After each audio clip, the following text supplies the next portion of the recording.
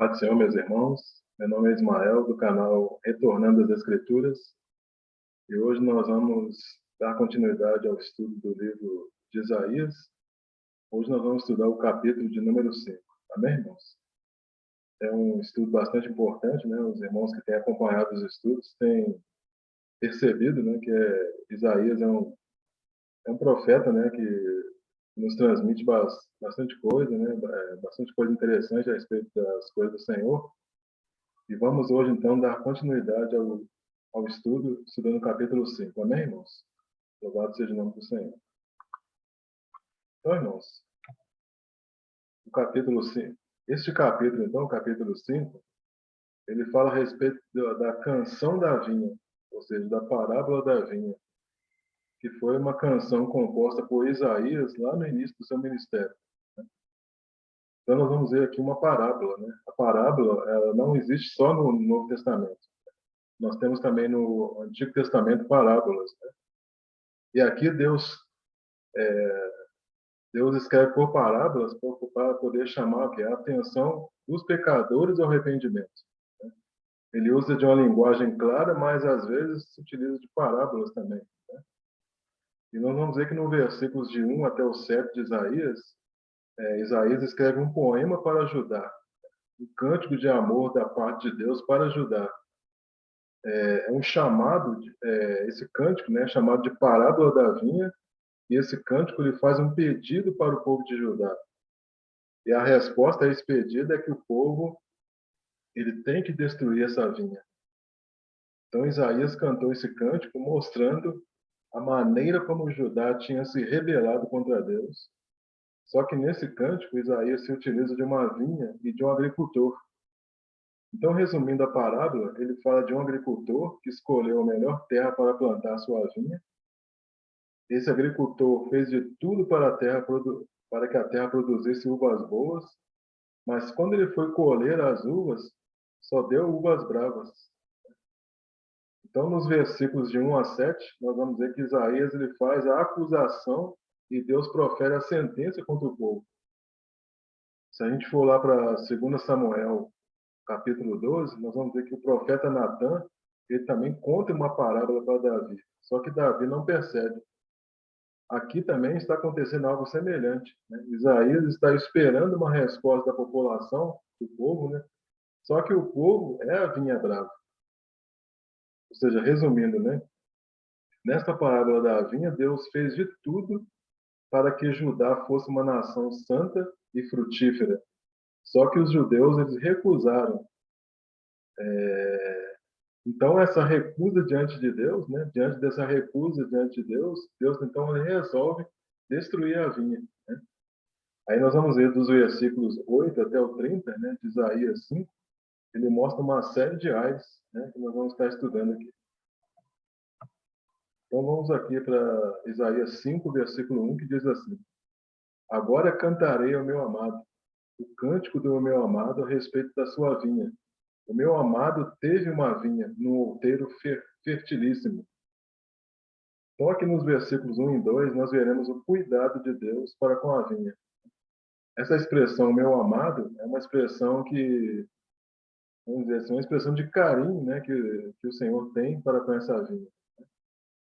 E essa vinha, né, é uma vinha num outeiro fertilíssimo, ou seja, é um dos melhores lugares para se plantar uma vinha.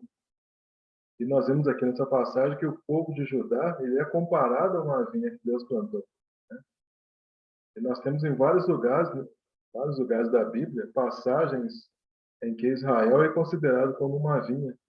Por exemplo, Jeremias 12, versículo 10, que diz assim: Muitos pastores destruíram a minha vinha e pisaram o meu quinhão. A porção que era o meu prazer torna-se em deserto. Lá em Mateus 21, 33, diz assim: Atentai noutra parábola. Havia um homem dono de casa que plantou uma vinha, cercou-a de uma sebe, construiu nela um lagar, edificou-lhe uma torre e arrendou-as a uns lavradores. Depois se ausentou do país. Então, essa passagem de Mateus 21, né, é como se fosse assim um eco, né, de Isaías 5. Né? Ou seja, Jesus está fazendo referência aqui, né, a Isaías, né, quando ele profere essa passagem aqui de Mateus 21. E nós veremos que lá em Isaías 5:2 vai confirmar isso que foi dito aqui em Mateus. E lá em João capítulo 15, né, João revela o ministério da verdadeira vinha, né, da videira verdadeira. Ou seja, se permanecermos nele, né, nós daremos muito fruto, né? Mas não foi o caso de Israel, né? Israel falhou. Então, mais uma passagem que fala a respeito da vinha, está lá no Salmo 80, a partir do versículo 8, que diz assim: Trouxeste uma videira do Egito, expulsaste as nações e a plantaste. Dispuseste-lhe o terreno, ela deitou profundas raízes e encheu a terra. Com a sombra dela os montes se cobriram, e com seus sarmentos os cedros de Deus. Estendeu ela sua ramagem até o mar, os seus rebentos até o rio. Porque lhe derribaste as cercas, de sorte que a vindimam todos os que passam pelo caminho? O javali da selva devasta, e nela se repastam os animais que pululam no campo. Ó Deus dos exércitos, volta-te, nós te rogamos, olha do céu e vê e visita esta vinha. Protege o que a tua mão direita plantou, o sarmento que para ti fortaleceste. Está queimada, está decepada. Pereçam os nossos inimigos pela repreensão do teu rosto. Então, nós vimos aqui algumas passagens, né, falando a respeito da vinha. Voltando para Isaías, capítulo 5, versículo 2, que diz: Sachou-a, limpou-a das pedras e a plantou de vides escolhidas. Edificou no meio dela uma torre e também abriu um lagar. Ele esperava que desse uvas boas, mas deu uvas bravas. Então a palavra de Deus fala aqui, sachou-a, né? Quer dizer, plantou, cultivou, né? Cuidou. As pedras elas foram removidas para poder preparar o plantio, né? Ele plantou aqui vides, né? Escolhidas, né? Como diz aqui o versículo. E também ele edificou no meio dela uma torre, né? Uma certa proteção contra os predadores, né? Ou mesmo os seres humanos. E espiritualmente aqui nós podemos entender que Deus está falando do tabernáculo, né? Depois ele fala aqui que abriu o lagar, né? Que era o local onde as uvas eram pisadas, né? Espiritualmente representa o altar do holocausto, onde o sangue dos animais era derramado. Então Deus preparou um povo para mostrar às gerações futuras com torres e uvas boas, né? Esse deveria ser o resultado da redenção do povo das mãos dos egípcios, né? Mas ao invés de uma colheita de uvas boas, houve uma colheita de uvas bravas. Então Deus, né, que é no caso aqui o agricultor, né, que é o vinhateiro, ele fez de tudo para que Israel produzisse uvas boas, mas eles acabaram por produzir uvas bravas, né? E essas uvas bravas significa alguma coisa, né, que exala um mau cheiro. Né? Esse é o significado dessas uvas bravas. Versículo 3. Agora, pois, ó moradores de Jerusalém e homens de Judá, julgai os pés entre mim e a minha vinha. Então, nós vamos ver aqui, irmãos, que dos versículos 3 até o 6, nós vamos ver aqui o esforço de Deus em favor da vinha. Né? E não é que esse esforço de Deus, né, ele falhou, né? E, por consequência, viria o que? O julgamento de Deus. Né? Porque falhou, né? Por causa do próprio comportamento do povo judeu. Né? Então, o fato da vinha produzir uvas bravas era culpa de Deus ou de Israel? Era culpa de Israel, né? O fato da vinha produzir uvas bravas. E por essa razão, então, deveria o quê? Haver um julgamento. Isaías, então, ele cita o agricultor, que é o próprio Deus, né? Falando da sua vinha, né? Essa expressão aqui, minha vinha, mostra o amor de Deus, que Deus tinha para com Israel, né? E ele fala aqui, né? Julgais entre mim e a minha vinha. Ou seja, quer dizer, o que mais que eu poderia fazer, né, que eu já não teria feito por ela, né? O que mais eu poderia fazer que eu não fiz por vocês ainda, né? O versículo 4 diz: que mais se podia fazer ainda à minha vinha, que eu não lhe tenha feito? E como esperando eu que desse uvas boas, veio a produzir uvas bravas? Então aqui Isaías está retratando o relacionamento entre Deus e o seu povo. Relacionamento esse que não deu certo, não por culpa de Deus, né? Como nós já falamos, né? Mas por culpa do próprio povo. Se nós voltarmos o nosso olhar para os capítulos, para o capítulo 2, né? Versículo 6, né? De Isaías, nós veremos que Judá estava se igualando aos pagãos, né? Quando a gente vai lá para Isaías 2:6, o que diz lá? Diz assim: Pois tu, Senhor, desamparaste o teu povo, a casa de Jacó, porque os seus se encheram da corrupção do Oriente, e são agoureiros como os filisteus, e se associam como os filhos dos estranhos. Então, irmãos, Deus fez de tudo para o seu povo, né? Ele deu as devidas instruções, colocou eles na terra prometida, tirou eles da terra do Egito, combateu os inimigos que estavam na terra prometida, mas eles não corresponderam. Então, lá na parábola dos lavradores maus, né, Deus responde o que ele iria fazer no futuro. Né? Aqui em Lucas 20, versículo 13, diz assim: Então disse o dono da vinha: Que farei? Enviarei o meu filho amado, talvez o respeite. Então, aqui na parábola dos lavradores, né, Deus está dizendo que ele iria fazer no futuro, né, a respeito dessa situação. Versículo 5, Isaías 5:5. Agora, pois, vos farei saber o que pretendo fazer à minha vinha. Tirarei a sua sebe, para que a vinha sirva de pasto, e derribarei o seu muro, para que seja pisada. Então, diante do descompromisso do povo, né, Deus aqui está fazendo um alerta. Né? Ou seja, está dizendo, ó, ele vai tirar a sebe que é a cerca, que servia de proteção para permitir a invasão dos inimigos, né? No caso, os babilônicos. Aquilo que era para dar bom fruto, agora não daria mais nenhum fruto. A vinha tinha perdido a razão de existir, né? Pois estava produzindo uvas bravas. E versículo 6 diz: Torná-la-ei em deserto, não será podada nem sachada, mas crescerão nelas espinheiros e abrolhos. As nuvens darei ordem que não derramem chuva sobre ela. Então, quando a palavra fala aqui de espinheiros e abrolhos, isso aqui representa a maldição de Deus.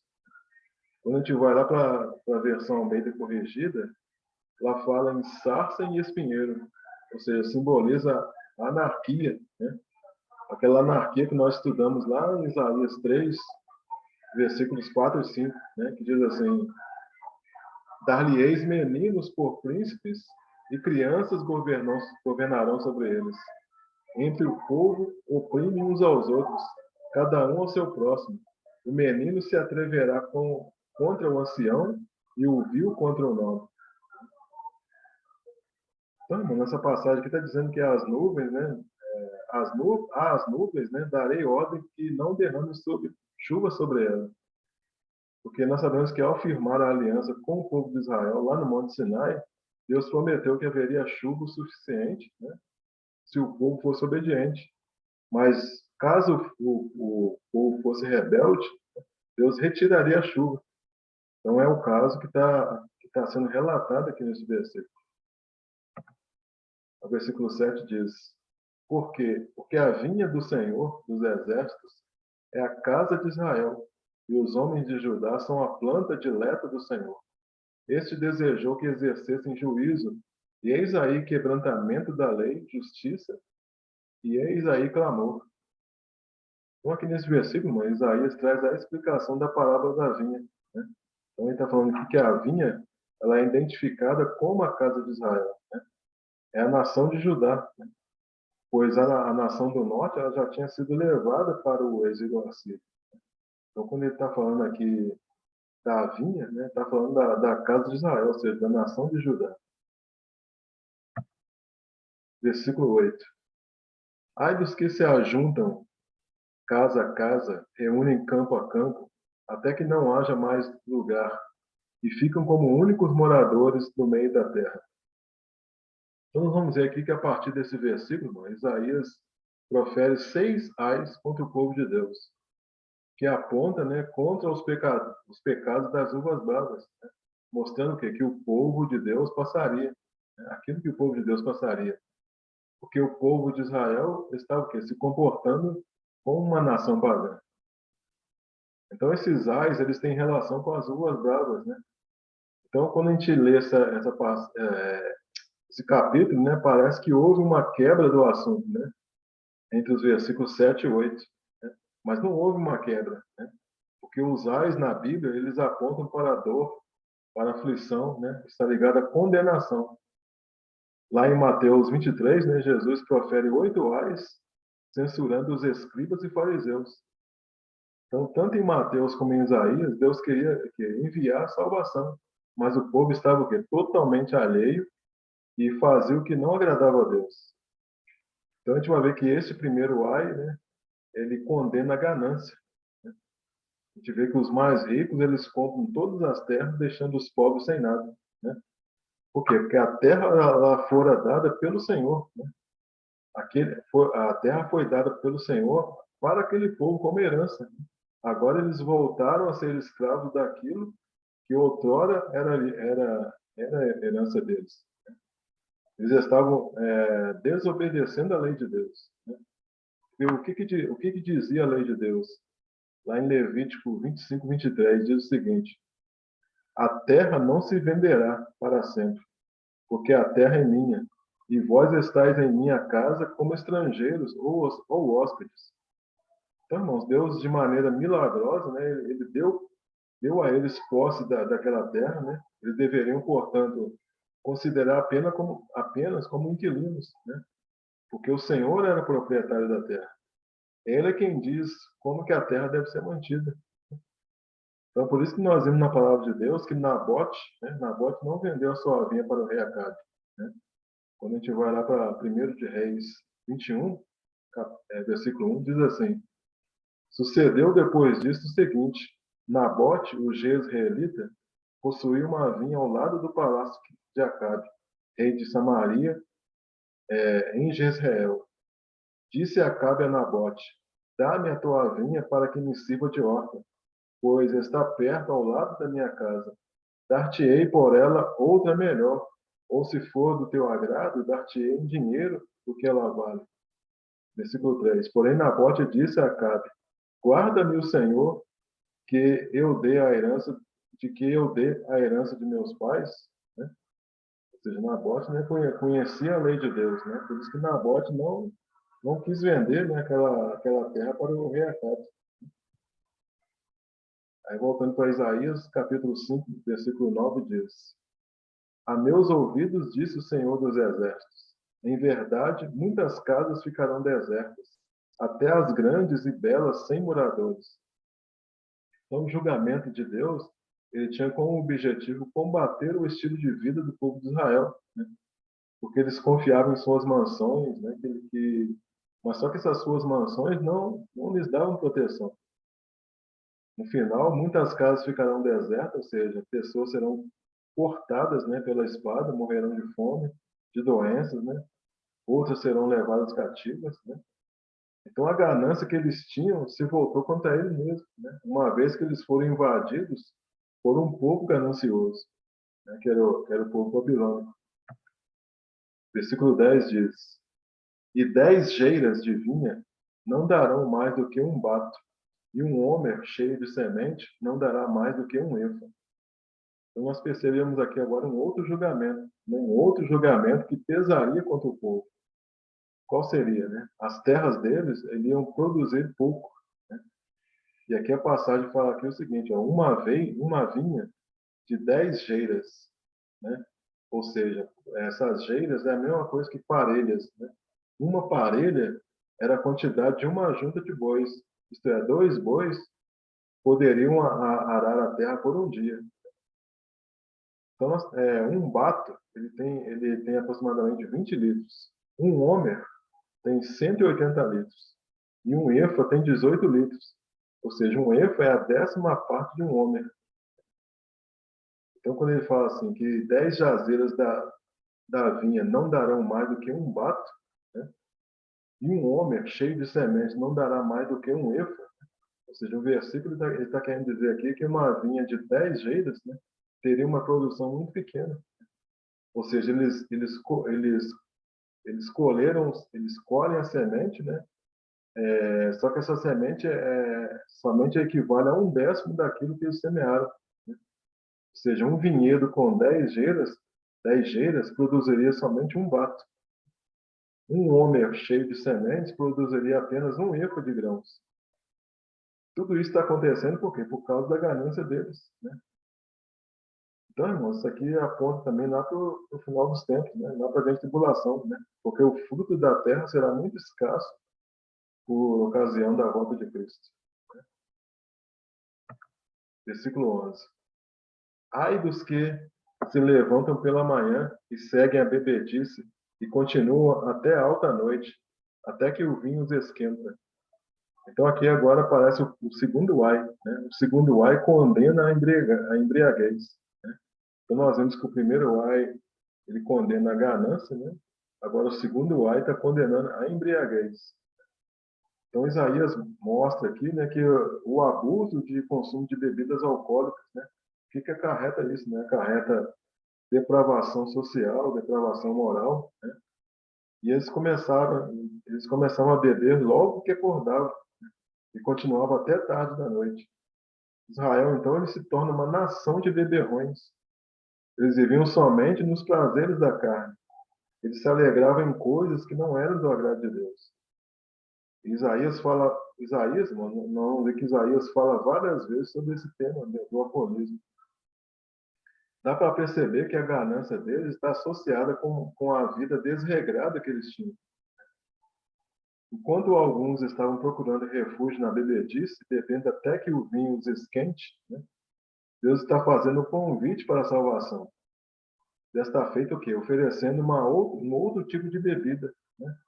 A gente pode ver isso lá em Isaías 55, versículo 1, né? Que diz assim: todos vós os que tendes sede, vinde às águas, e vós os que não tendes dinheiro, vinde comprai e comei, sim, vinde comprai sem dinheiro e sem preço vinho e leite. Aí o versículo 12 diz: liras e harpas, tamborins e flautas, e vinho há nos seus banquetes. Porém, não consideram os feitos do Senhor, nem olham para as obras das suas mãos. Quando a gente vai lá para o Salmo 33, versículo 1, diz assim: exultai, ó justos, no Senhor. Aos retos fica bem louvá-lo. Celebrai ao Senhor com harpa. Louvai-o com cânticos no saltério de 10 cordas. Então, a música, irmãos, no Antigo Testamento, ela servia tanto para louvar a Deus, quanto para animar os banquetes. Né? O vinho, ele fazia parte dos banquetes. Né? Quando a gente vai lá para o Evangelho de João 2, versículo 10, né? Diz assim: e lhe dissem, todos costumam pôr primeiro o bom vinho, e quando já beberam fartamente, servem o inferior. Tu, porém, guardaste o bom vinho até agora. Não, mas com tudo isso aqui, o povo estava cego, né, com relação às coisas de Deus, né, as coisas que Deus fez no meio deles. O versículo 13 diz: portanto, né, o meu povo será levado cativo por falta de entendimento. Os seus nobres terão fome, e a sua multidão se secará de sede. Esse, portanto, aqui, mas ele faz ligação com os versículos anteriores. Né? Ou seja, aqui é apresentada a sentença para o povo. Né? O versículo diz, meu povo, né? Ou seja, o povo de Israel. Então, o exílio babilônico ele está relacionado com a morte. Né? E a morte vai alcançar todos aqueles que estão afastados de Deus, tanto os nobres quanto as pessoas comuns. Então, o versículo está dizendo aqui que a sua multidão se secará de sede, ou seja, por causa do exagero no uso de bebidas alcoólicas. Versículo 14. Por isso, a cova aumentou seu apetite, abriu a sua boca, desmesuradamente. Para lá desce a glória de Jerusalém, e o seu tumulto e o seu ruído, e quem nesse meio folgava. Então, a palavra cova aqui, ou sepultura, né? Nós sabemos que a tradução aqui é Sheol, né? Significa Sheol no hebraico, que é o mundo dos mortos, né? E nós sabemos que o Sheol ele está debaixo da terra. O inferno, então, conforme está dizendo aqui na passagem, ele não tem medidas, né? Por isso que ele abre a sua boca desmesuradamente. Aqui é como se o Sheol estivesse com a boca aberta, devorando aqueles que praticavam injustiças. A sepultura ela terá que ser aumentada por causa da multidão de pessoas que irão morrer. Então, essa metáfora aqui que Isaías está usando, né, da cova abrindo a sua boca desmesuradamente, significa que muitas covas irão se abrir, né, como nunca ocorreu antes, e a maior parte da população ela vai morrer. Versículo 15. Então a gente se abate, e o homem se avilta, e os olhos dos altivos são humilhados. Então aqui está mostrando, irmãos, como que Isaías se sente, né, vendo muitas pessoas morrendo. E aqui ele fala, né, então a gente se abate, e o homem se avilta. Aviltar aqui é tornar-se indigno, desonrado, rebaixado, humilhado. Porque quando o homem se alegra nas coisas que não são de Deus, né, no final ele será humilhado. E aqui a passagem diz que os olhos dos altivos apontam para os orgulhosos, né? Ou seja, os olhos dos altivos apontam para aqueles que não respeitam a Deus. O homem altivo, então, ele não escaparia do Sheol. Então é importante observar que tudo isso aqui está acontecendo em razão da apostasia de Israel. E nós hoje, irmãos, estamos vivendo num tempo onde a apostasia está aumentando cada vez mais, né? Lá no Salmo 147, versículo 6, diz assim: O Senhor ampara os humildes e dá com os ímpios em terra. Versículo 16. Mas o Senhor dos exércitos é exaltado em juízo, e Deus, o santo, é santificado em justiça. Então, independentemente do homem exaltar ou não a Deus, Deus será sempre exaltado. Pela misericórdia do Senhor, ele nos permite participar dessa exaltação. Mas a gente viu que os altivos, eles não querem participar dessa exaltação. O juízo, então, sobre os ímpios é uma forma de exaltação de Deus. O termo aqui, santificado, aqui, quando a gente vai lá para o hebraico, significa ser distinto, ser separado. E nós sabemos que Judá ela foi julgada para que no futuro houvesse uma nova vinha. Quando a gente vai lá para Isaías 4, versículo 2, diz assim: Naquele dia o renovo do Senhor será beleza e de glória, e o fruto da terra o orgulho e adorno para os de Israel que foram salvos. Nós estudamos aqui no vídeo anterior, né? Versículo 17. Então os cordeiros pastarão lá como se no seu pasto, e os nômades se nutrirão dos campos dos ricos lá abandonados. Então aquelas mansões cercadas de vinhas, né, agora elas serão usadas como pasto de cordeiros e outros animais, né? Os judeus que sobreviverem à invasão babilônica, eles serão simples pastores, né, porque toda a riqueza da terra ela foi subtraída pelos babilônicos. Versículo 18. Ai dos que puxam para si a iniquidade com cordas de injustiça e o pecado como os tirantes de carro. Aqui Isaías agora aponta o terceiro ai, né? O terceiro ai, ele condena a zombaria e a descrença no poder de Deus para julgar o pecado.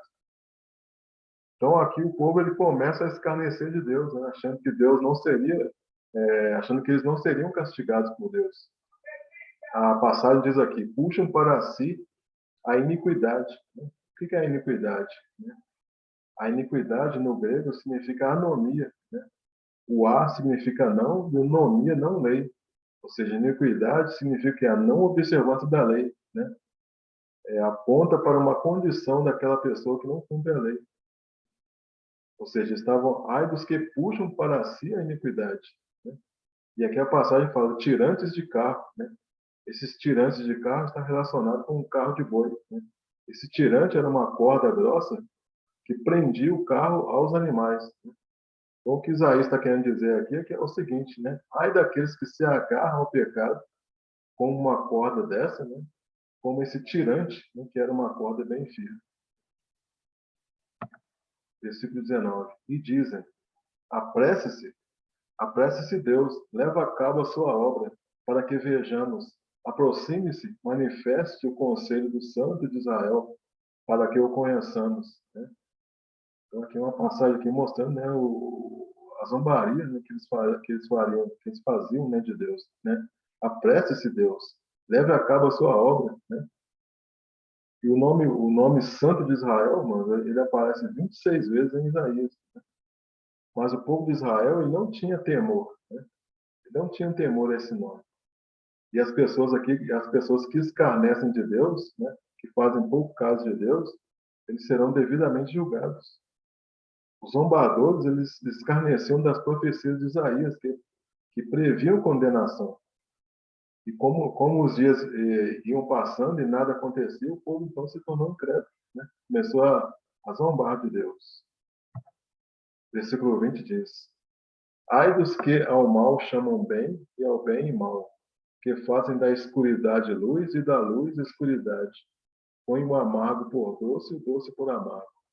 Então aqui Isaías nos apresenta o quarto ai. O quarto ai, ele condena a corrupção dos padrões morais de Deus. O povo aqui ele começa a distorcer a verdade, né?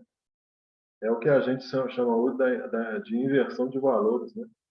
Algo muito praticado no dia de hoje, né? Então hoje existe a teoria de que os fins justificam os meios, né? Às vezes o próprio cristão ele mascara, né, uma situação que ele praticou, né, que é ruim, mas ele mostra como se fosse uma coisa boa. Então aqui é uma mensagem de alerta que serve também para nós, né? Não devemos ir de encontro, né, à avaliação divina, ou seja, não devemos considerar bem o que é mal. Se fizermos isso, nós estamos preparando o nosso caminho para a condenação. Lá no Salmo 12, versículo 1, diz assim: Socorro, Senhor, porque já não há homens piedosos.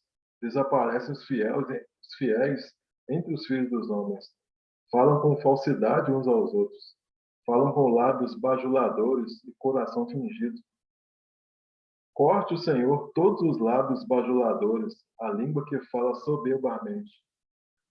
E lá em terceira carta de João, versículo 11, diz assim: Amados, não imites o que é mal, senão o que é bom. Aquele que pratica o bem procede de Deus. Aquele que pratica o mal jamais viu a Deus. Aí o versículo 21, né, Isaías 5, 21 diz: Ai dos que são sábios a seus próprios olhos e prudentes em seu próprio conceito. Aqui Isaías nos apresenta aqui o quinto ai, né, que condena a arrogância e o orgulho. Então a passagem fala aqui, né, sábio a seus próprios olhos, ou seja, apontando para a autoconfiança, né, para a arrogância deles. E às vezes somos rápidos, né, para apontar o erro dos outros, né, mas lentos para apontar os nossos. Então, ao invés de deles darem ouvido a Deus, eles consultavam uns aos outros, né? Eles tomavam suas próprias decisões, né, sem dar ouvido a Deus. E lá em Provérbios 3, versículo 7, diz assim: Não seja sábio aos teus próprios olhos, teme ao Senhor e aparta-te do mal. Versículo 22. Ai dos que são heróis para beber vinho e valentes para misturar bebida forte. O sexto ai agora, né, apresentado aqui por Isaías, ele condena a perversão da justiça. Então aqui está se referindo aqui aos juízes, aos príncipes, aos governadores corruptos, né, que aqui são chamados aqui, né, de heróis para beber vinho, né, também de valentes para misturar bebida forte. Na realidade, eles não eram valentes para a guerra, né? Nem eram heróis no sentido de fazer um bom governo. Eles eram heróis para beber vinho, né? E valentes para misturar bebida forte. Ou seja, então, quando eles recebiam suborno, eles libertavam o culpado. Mas no caso dos inocentes, né? Aquele que não pode pagar, eles negavam a justiça para ele.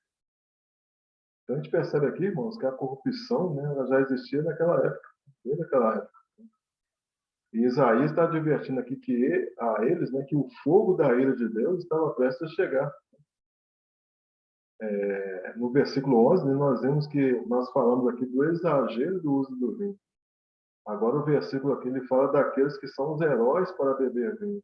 e dos valentes para misturar bebida forte. Versículo 23. Os quais, né, está fazendo relação com o versículo anterior, né, os quais, por suborno, justificam o perverso, e ao justo negam justiça.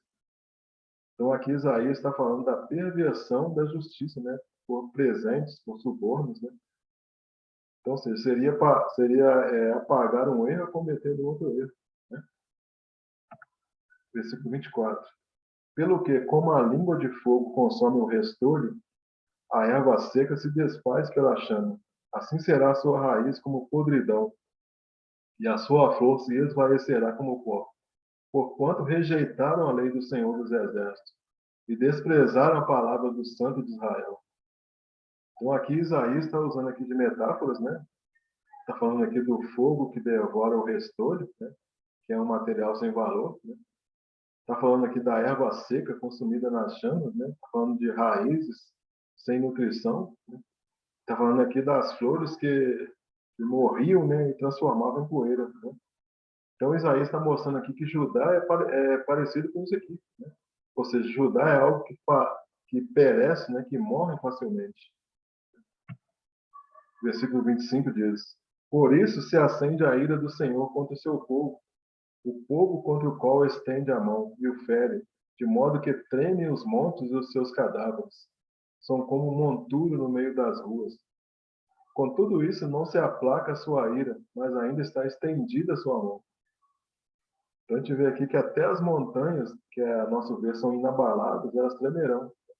A ira do Senhor ela não tornou atrás após a execução dos seus juízos. E aqui a gente percebe que a mão do Senhor não será um símbolo de graça, né? De graça e salvação, mas sim para castigar o seu povo. A mão do Senhor ela não vai abaixar enquanto o povo não for julgado. Aí no próximo versículo diz como Deus vai realizar esse julgamento. Aí no versículo 6 diz: Ele arvorará o estandarte para as nações distantes, e lhes assobiará para que venham da extremidade da terra, e venham apressadamente.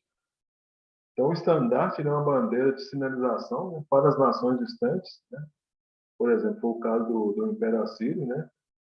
E aqui a passagem diz que ele assobiará, ou seja, Deus é quem vai controlar esse exército, convocando esse exército para exercer juízo, né? Ou seja, partirá de Deus o sinal para a invasão. É um assobio fortíssimo que pode ser ouvido de uma extremidade da terra a outra. Então, nós sabemos que o reino do norte, né, ele seria destruído pela Síria, né, e o reino do sul devastado pela Babilônia. Mas no final, né, a gente sabe que haveria libertação. Haverá libertação. Versículo 27. Não há entre elas cansado, nem quem tropece, ninguém tosqueneja, nem dorme. Não se lhe desata o cinto dos seus lombos, nem se lhe rompe das sandálias a correia. Então, agora, dos versículos 27 até o 29, né, mostram como o exército babilônico ele está pronto, né, os soldados estão alinhados, estão prontos para a guerra. Né? Então, fala que não se lhe desata o cinto dos seus lombos, ou seja, era necessário apertar os cintos, né, com as vestes soltas para poder lutar. Os sapatos eles eram amarrados para que não houvesse a necessidade de parar, né, para arrumá-los, né? Ou seja, ou então correr algum risco de perder os sapatos no meio da batalha. Né? Aí o versículo 28 continua. As suas flechas são agudas e todos os seus arcos retesados. As unhas dos seus cavalos dizem-se de pederneira e as rodas dos seus carros em redemoinho. Então aqui Isaías está querendo mostrar que o exército babilônico ele era invencível. Né? Eles tinham flechas agudas prontas para matar. Arcos, né? Arcos retesados, ou seja, arcos esticados. Os cavalos, aqui ele fala dos cavalos, né? Os cavalos na antiguidade eles não usavam ferraduras. E isso era um problema, né? Quando os cavalos eles se feriam na batalha. Né? Mas os cavalos da Babilônia eles tinham pés de perdeneira, né? Como diz aqui a passagem. Ou seja, algo duro, né? Como a rocha que não se quebra. As rodas dos carros de combate eram rápidas, né, como um redemoinho. Tanto o exército assírio como o babilônico, eles dispunham de exércitos, né, com os melhores equipamentos, né, com os melhores cavalos. O versículo 29 diz: o seu rugido é como o do leão, rugem como filhos de leão, e rosnando arrebentam a presa, e a levam, e não há quem a livre. Então significa aqui que a Babilônia ela está preparada para devorar a presa da mesma forma que o leão, né? E nós sabemos que Daniel ele mostra o Império Babilônico na forma de leão, né? Os soldados da Babilônia, né, eles iam para a batalha gritando como demônios, né, para poder intimidar os adversários. E a palavra diz aqui que eles arrebentam a presa, né? Ou seja, as vítimas elas seriam apanhadas e despedaçadas. E nós sabemos que o leão ele tem o costume de pegar suas presas, né, e levá-las para o meio deles para compartilhar junto com os filhos, né? Os babilônicos, então, eles levaram os sobreviventes de Judá para a Babilônia. Aí o versículo 30, né, diz assim: bramam contra eles naquele dia, como o bramido do mar. Se alguém olhar para a terra, eis que só há trevas e angústia, e a luz se escurece em dentro das nuvens. Então, irmãos, tendo rugido como o leão, agora eles rugem como o bramido do mar, né? Ou seja, fala de destruição de navios do mar. E se alguém olhasse para o mar, teria uma visão terrível, né? E se alguém olhasse para a terra, também teria uma visão terrível, pois ali só haveria trevas. Então, aqui, irmãos, no versículo 30, né, a gente finaliza aqui o capítulo 5, né, de Isaías, né? Finalizamos aqui o capítulo 5 de Isaías. Então, espero aí que os irmãos tenham entendido as explicações, né? Caso os irmãos tenham alguma dúvida, peço aí que deixe aí nos comentários, né, para que a gente possa estar esclarecendo as dúvidas dos irmãos, né? Se você ainda não é inscrito nesse canal, peço que você se inscreva no canal, deixe aí seu like, né, seu joinha. Obrigado a você que assistiu o vídeo até o final, né? E aguarde aí novas postagens, né, do Estudo de Isaías, nós vamos dar continuidade, né? Então aguarde aí novos vídeos que nós vamos postar no canal, amém, irmãos? Então, muito obrigado aí por todos, né? E fiquem todos aí na paz e na graça do nosso Senhor Jesus Cristo, amém, irmãos? Glória a Deus. Louvado seja o nome do Senhor.